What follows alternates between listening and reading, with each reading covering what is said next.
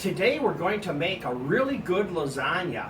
I got Chef William stopped by today. I have the ingredients, and if you want to see the whole show, just click on the end card. It's show number 78.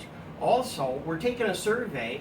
If you like pasta or spaghetti, hit the thumbs up button. We're going to see how many people like that. So for ingredients, we're using cheese.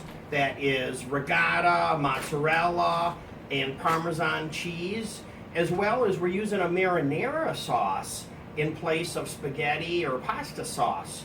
Of course, we have pasta, we have oregano and basil, garlic, salt, pepper, red onions, and ground beef, and this is going to be a really good recipe. That's today's quick tip.